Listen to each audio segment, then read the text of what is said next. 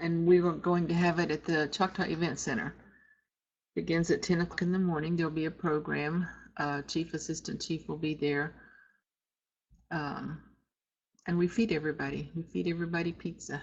And the program is usually right up until noon.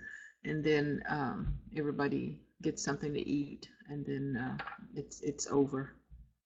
But anyway, if you're in the area on April the 26th, you come to the event center and join us. Okay, Tawana, I've got yours. T-shirt sizes. Aaron and Richard, I need t-shirt sizes. Size, I guess, not sizes.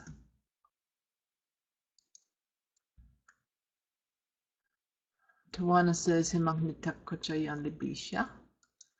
Richard says, Kapasa mechahoshonti. Aaron says, Kapasachi. Okay, Aaron, I have yours. Richard, I need a t-shirt size from you.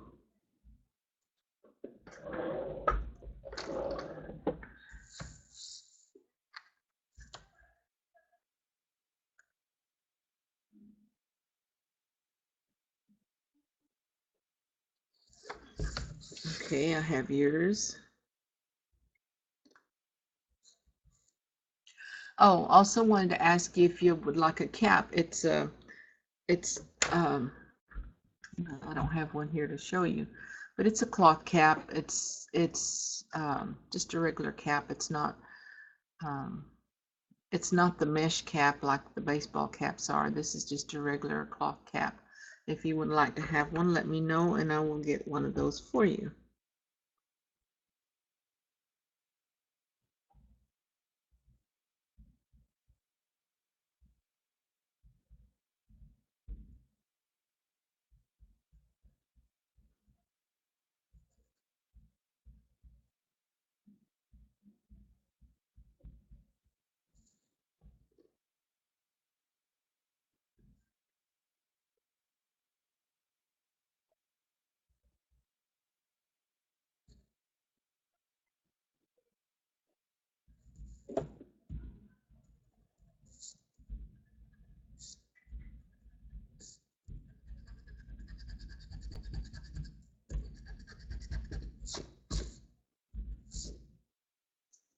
Okay, got yours, Richard.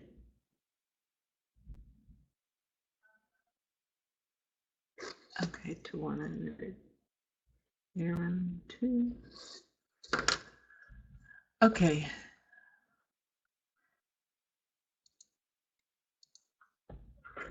Got y'all down as your shirt size. I've got your shirt sizes and that you want a cap. That will work for me. I need to get these turned in ASAP so they'll know how many to order. And I appreciate you guys. Okay, huliso hostina pokole tasapi akocha oshta. Ipisachi. Huliso hostina pokole tasapi akocha oshta. Ipisa.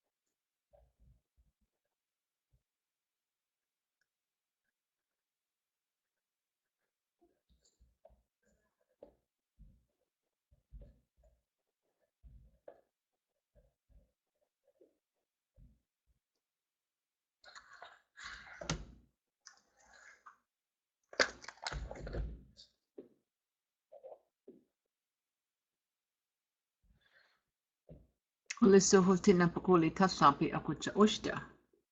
Ipisa.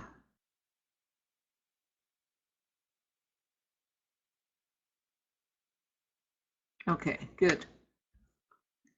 Under Anumpa, first word is Hakchoma. Hakchoma. If you'll follow along on the pronunciation. Sometimes those markers may not be in quite the right place, but I will make those corrections. Hakchoma. First word, Hakchoma, is Sapuntak. Is Sapuntak. As you hear more of the language or use more of the language, you'll understand that a lot of times words that begin with I, sometimes any of the vowels, you might not hear the first vowel sound. You might hear it begin with the consonant sound. So you might hear is Sapuntak as Sapuntak without the I. But I recommend that you write it properly, even though you might hear it without the I. Always write it properly. That's going to help you when you're reading what you have written, or when you write and someone else is reading it. It won't be misunderstood. And the proper spelling is the second one, Isapuntak, and that follows the second rule for writing the nasalization. Before TCH and L, nasalization is written as the letter N. The next word you see there is Luxi. Luxi. Lukfi. Only one letter different in these words. Lukfi. Luxi and Lukfi. Nani. Nani. Remember how the upsilon sounds, or in this case it's the italicized V. Same thing, same sound. Nani, with a short ah sound. Nani. Natanna. Natanna.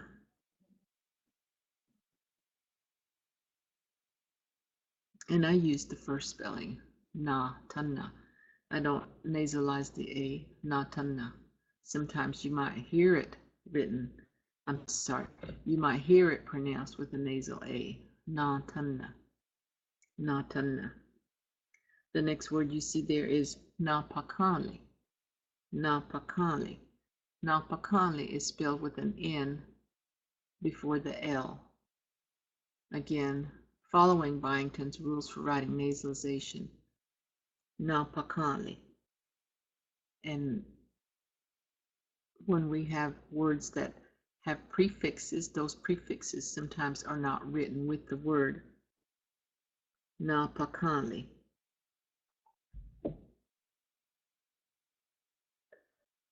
The last word on that page is Ukfa.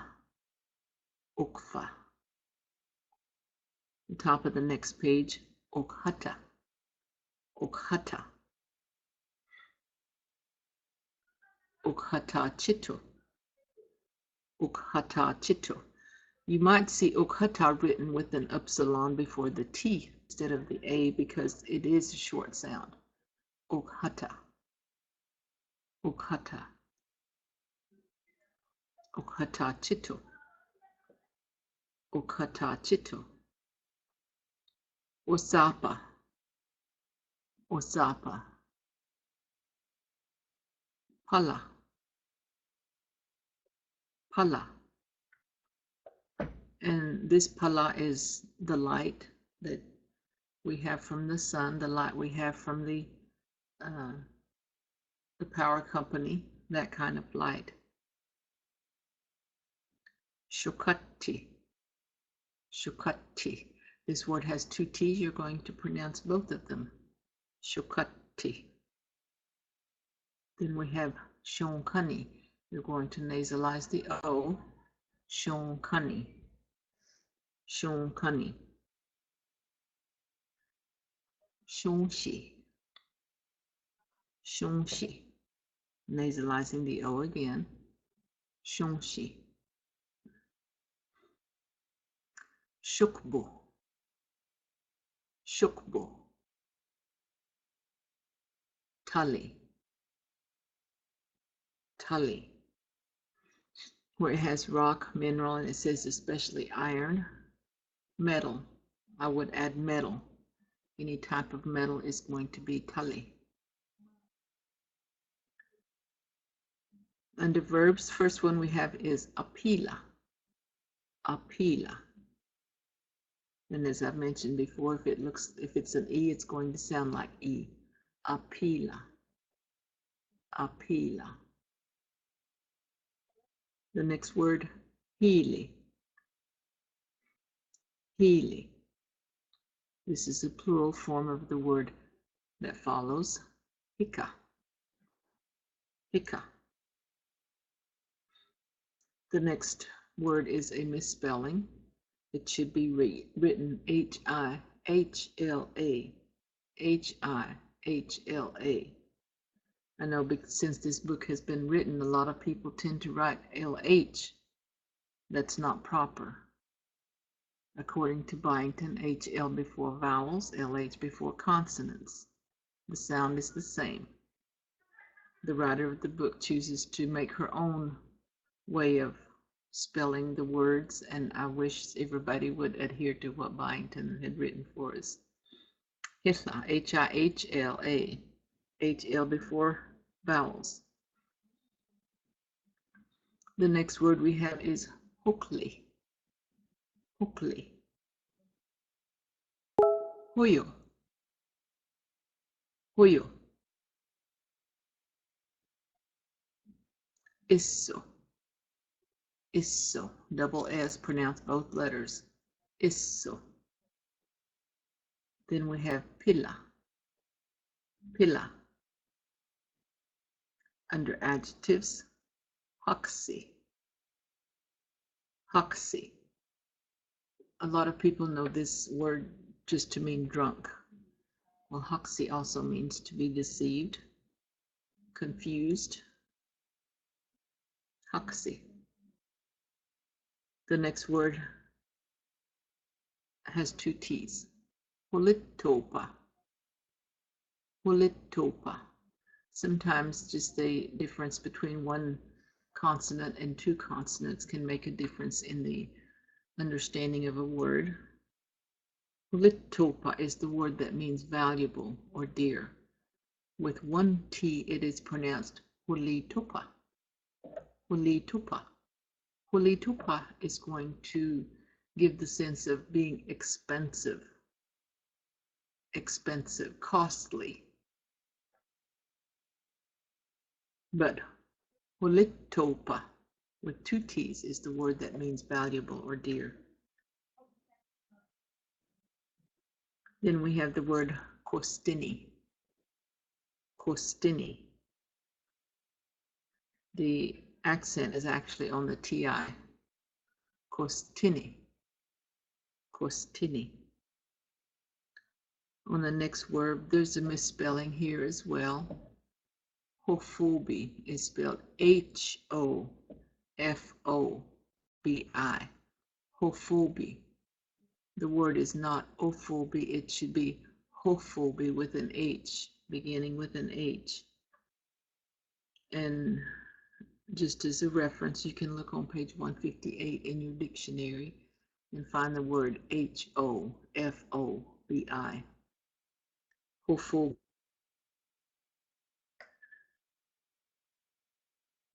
The next word is shua. Shua. Shua. I'm going to skip over the interrogative words because we'll go over them one by one when we come to those lessons. The next page we have adverb himak nitak. And I think everybody is familiar with that term already, himak nitak. Under location words, Anoka. Anoka. Belinka. Belinka. We're going to nasalize that second I. Belinka. Kucha. Kucha. And you're familiar with this word as well, kucha. Outside or out, we use this term also for weather. Under the idioms, himonasi ano, himonasi ano. Then we have oki, which is a emphasis, marks emphasis. Oki. How was your pronunciation?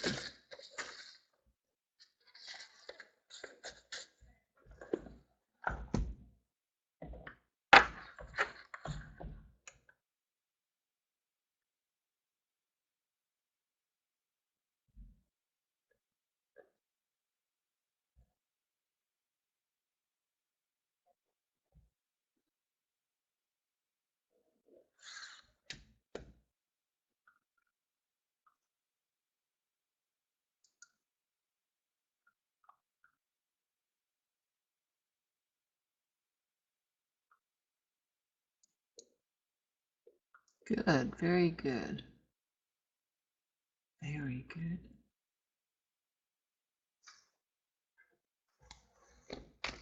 I was talking about the double consonants and making proper pronunciation, and how Ikhʋnapisa has 2 T's and Ikhʋnapisa only has 1, and how we should adhere to Byington's teaching. Well, I do have something I need to say about that. In the dictionary, you're not likely to find the double T's or any of the double consonants being used, because it's someone's belief that Byington did not hear the double T sound. So a lot of times the T's that, and you see us make those corrections. You see the speakers make those corrections. If it sounds like it has a double consonant, then we will write it with a double consonant. But a lot of times in the dictionary, Byington may, on some words, not all of them, he will give you 2 spellings. Sometimes he'll give you a word spelled with 1 consonant when it may have 2 sounds, 2 consonant sounds, and in the same place he may write the same word using a double consonant. So that might be something you want to look out for. Okay. Melissa Hortina Pokolito Oshta Akocha onto China Kipisa. Melissa Hortina Pokoli Oshta Akocha onto China.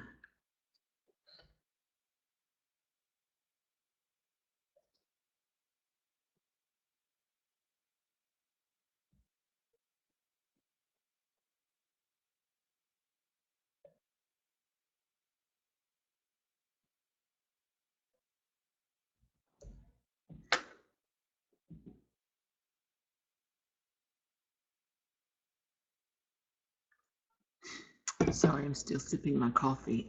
It eases the throat some.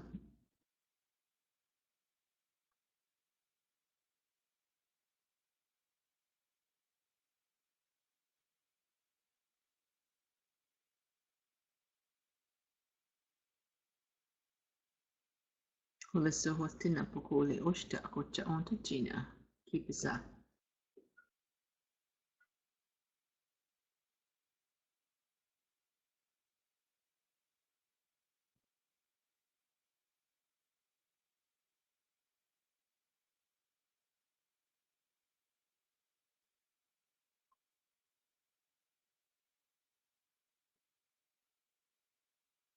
Okay, good. Ikhʋnapisa. Ikhʋnapisa is spelled with 2 T's. Ikhʋnapisa.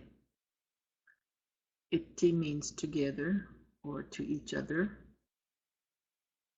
To each other. Ikhʋnapisa. ITT. Iti. First line says Katima Ishia. The title is Katima Ishia.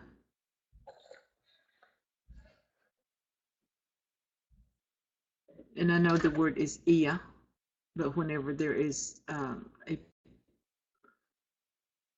you have 2 short sounds together, one becomes the long. Ish is short, so the I in Iya becomes a long sound. Katima ish iya. Katima ish iya. Okay, what I'd like for you to do, if you want to follow along, just looking at the words, that's fine, but it's better when you close your eyes. It's better when you close your eyes. Close your book and close your eyes, it's better, but you can follow along if you choose to. I am hoping that you won't get accustomed to seeing everything you hear. That's developing those listening skills. A lot of times people hear me say something and they say, where are you reading? Where is that in the book? Yes, we learned from a book, but the speaking, you don't rely on a book. You don't rely on pages to tell you what to say in a conversation. So hopefully developing those listening skills is going to be the help to you. And again, if you choose to read along, and that's fine, but if you will listen, that's even better. Shawi and Issy are the speakers, and I'm just going to read the conversation.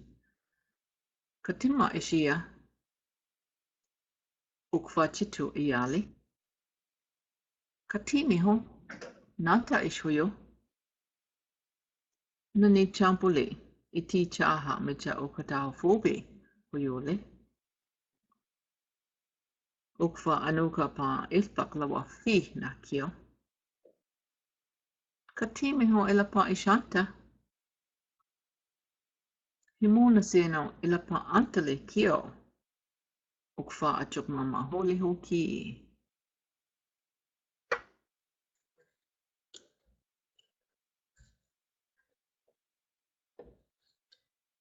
Okay, there were some words in there that we've already had in our vocabulary list.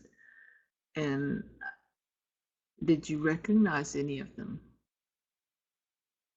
Those of you who, I'm talking to those of you who closed your eyes, did you recognize anything that was read here?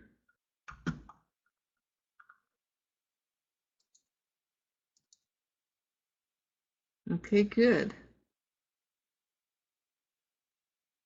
Very good.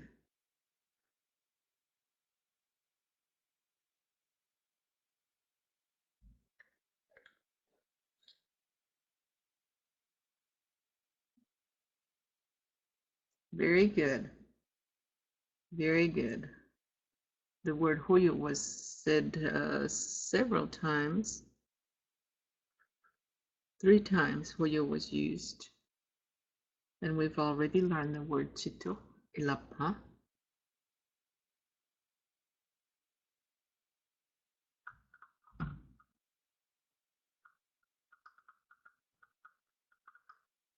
Okay, good. Now we're going to read through that again, but this time I want you to read along. I'll repeat each line twice so you can read as well. Begin with Isi. Katima Ishia.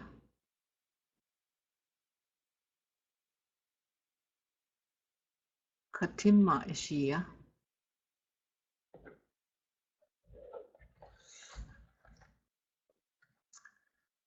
Ukfa Chito Iyali.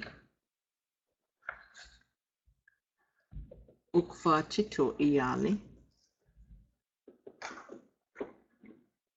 Katini ho. Nata Ishhuyo. Katini ho. Nata Ishhuyo.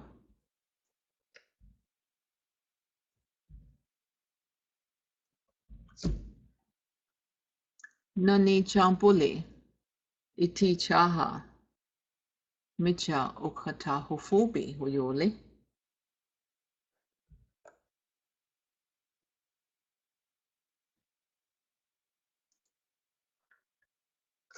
Nani Champule. Iti Chaha. Micha Okata Hofobi Huyole.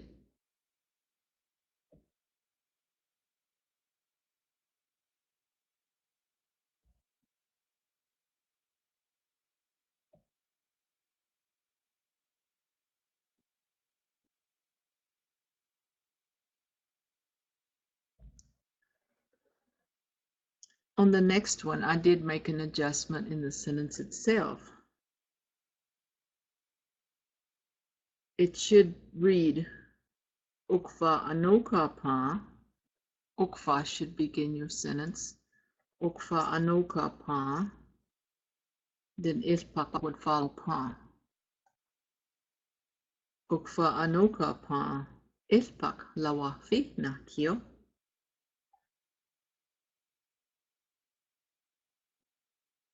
Ukfa anoka pa. Ilpak lawafi na kyo.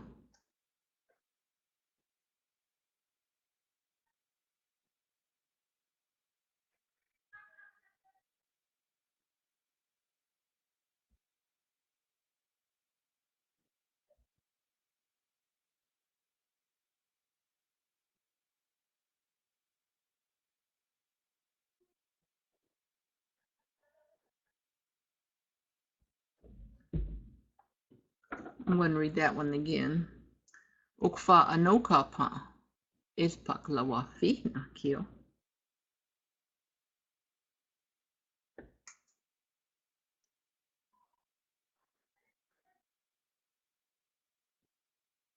Katimi hon ilapa ishanta.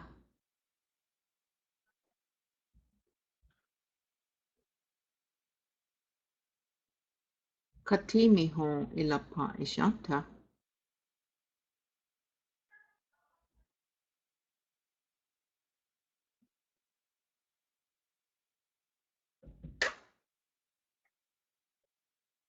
Himonasi ano ilapa antale kyo.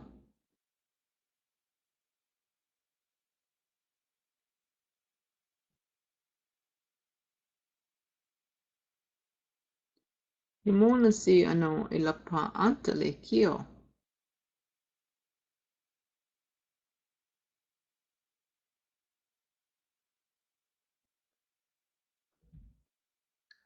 Ukfa achuk mama huyole hoki.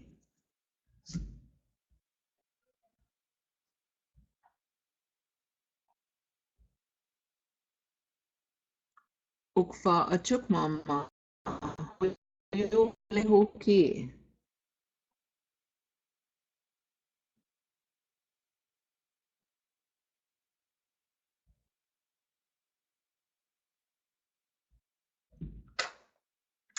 Okay, how was your reading? How was your reading?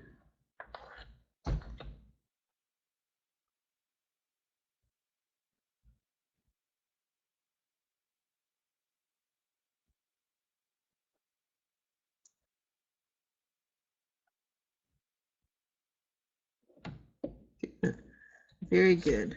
Very.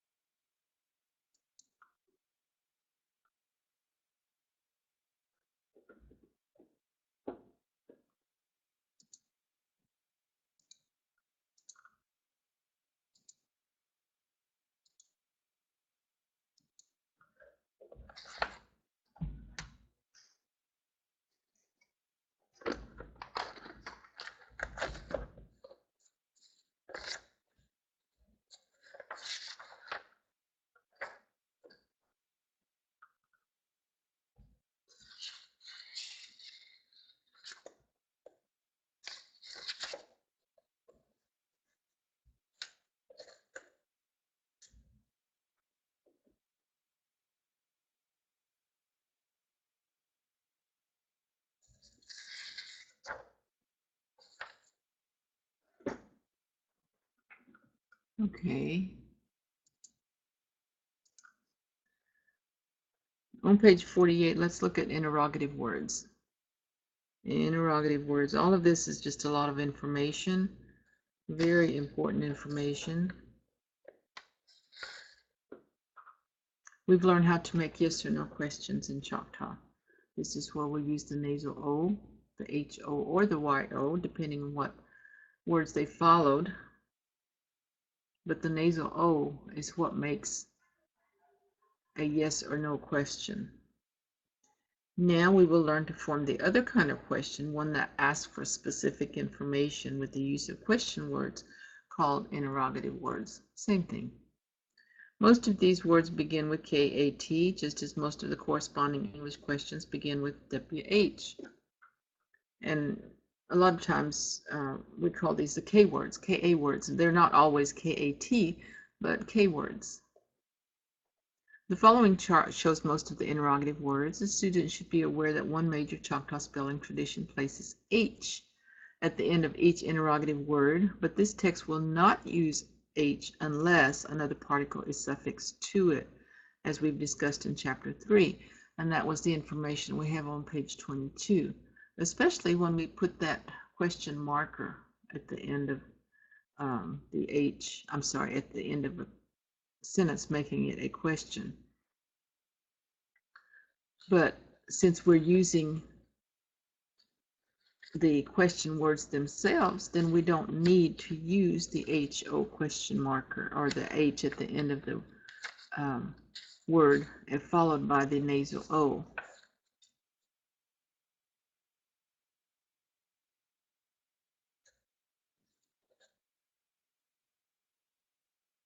But that is something to keep in mind should you see a spelling where the H is placed on the verb. And most often you're going to see it on number 4, place H on verbs when they are followed by certain clause conjunctions, especially mat and ma. But just be aware that when the H is used, it follows one of these rules. I'm going to skip again the interrogative words, and we're going to move on down to the next paragraph that says many of the Choctaw interrogative words correspond very well to their English counterparts, but some do need clarification. There is a dialect distinction in the word for where. Both Katimma and Katumma are used. Katumma speakers generally reserve Katimma to mean which, while Katimma speakers use Katumma rarely or not at all. You can probably, I won't say cross it out, but this is really not a true statement. Katumma speakers generally reserve Katimma to mean which. That's not true. That really isn't true. And while Katimma speakers use Katumma rarely or not at all, I understand both. I think I may have shared with you before, but I grew up in a home of 2 dialects, and I didn't realize that until I began teaching the language, and I would hear some of my co-workers use Katumma, some would use Katimma. They both mean where. We both mean where. I mean, there's not any difference. The book tells you one means one thing and one means something else. It doesn't. Among the speakers, Katumma and Katimma both mean where. They mean the same thing. And where it says the part of Katumma speakers and Katimma speakers, that's not necessarily true. And it says Katimma speakers often use Katimma Kakon to refer to a place to distinguish from which way, and that's not necessarily true either. So you just have to know who the speakers are and learn from them what they use and how they use it. But because the things that you see in the book that says speakers often and give you information, or speakers do this, or speakers say it this way, that's only an opinion, because I've mentioned before that the writer of the book was not a speaker, and she had a resource of 1. So the information doesn't extend to the consensus of all speakers. The word for when must have a time marker, either kash or kma, to indicate whether the speaker means time past, katimik kash, or time in the future, katimik ma. And this chapter does not make reference to the future. I mean, it's introduced, but we don't learn future tense marking or future time marking until another time. Since it's introduced, I would have liked to seen it being used as part of the lesson, but it's not. Some interrogative words such as katimi hon and katiomi hosh require a special marker, hosh or hon, which we will study more intensively in chapter 20. Well, that's not going to happen in this class. We do have that, but that's chapter 20. We're going to see some use of it, not to the extent that you're going to understand exactly why it's being used, why we use the hosh and hon marker. Just at a specific moment, you're going to be introduced to that. I think we've already seen the term salaha hosh and palki hosh. Those, the hosh markers make those adverbs. The position of K-words in the sentence. Choctaw is unlike English in that the interrogative words appear in the position that the phrase they are substituting for would appear. Another way to think of this is to consider where the answer to the question word would appear. In English, interrogative words are always at the beginning of the sentence or clause in which they appear, no matter what they're substituting for. When we use an interrogative word, we do not need the question marker nasal O, since the question is built into the meaning of the K word. Though some speakers use both a K word and O, and there again, some speakers both use the K word and the nasal O.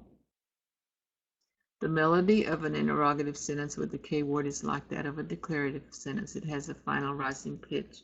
We'll get more into the pronunciation of sentences using the K words, and you'll be able to hear the differences.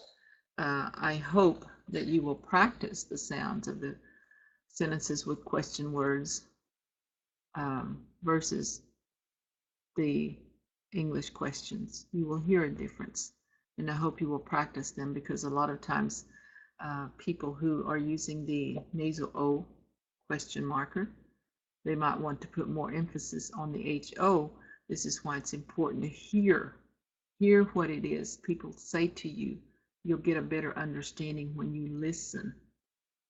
A lot of times the people who hear or see or read a Choctaw question having the nasal O at the end want to raise their voice when it should be brought back down. Tamaha ishiya toko. A lot of learners want to say Tamaha ishiya toko. No, that's not proper. Always be aware of the sounds as you're making, as you're reading. On page 30 it says, the pitch of the sentence is also, I'm sorry, that's not it.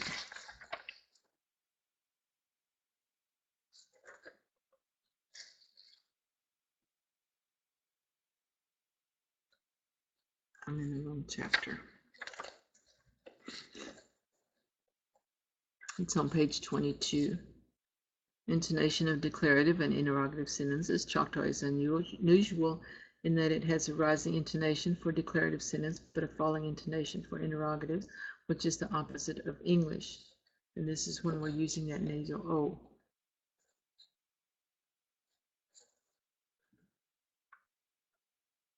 When we're using the question words, you're going to hear that there is a difference in when we ask a question using the nasal O marker and one that is asking for specific information with a question word. But we'll go over that as well. Do you have any questions?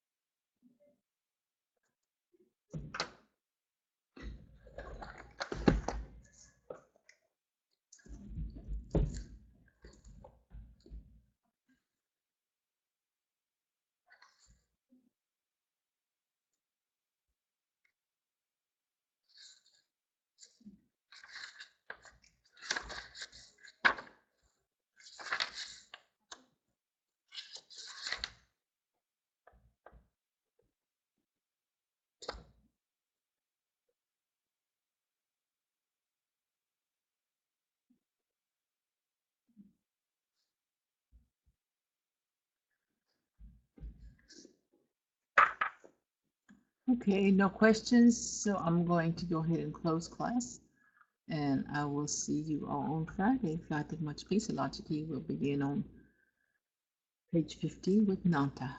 Peace Logically.